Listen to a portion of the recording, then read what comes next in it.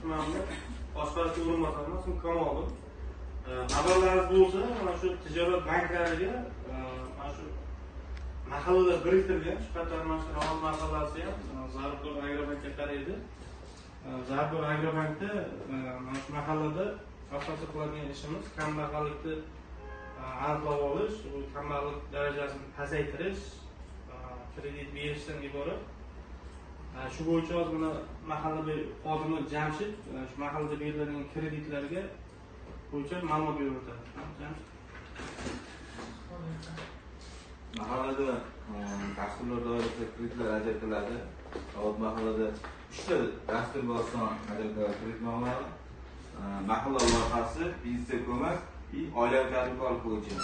Mahalla loyihasi va biznes ko'mak dasturlar doirasida mahallada biriktirilgan mahalla bankining tashkiloti asosida ajratiladi.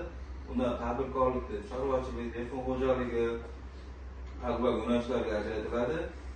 Oilaviy tadbirkor mahallada hokim yordamchisi biriktirilgan. O'sha hokim yordamchisining tashkiloti asosida ajratiladi.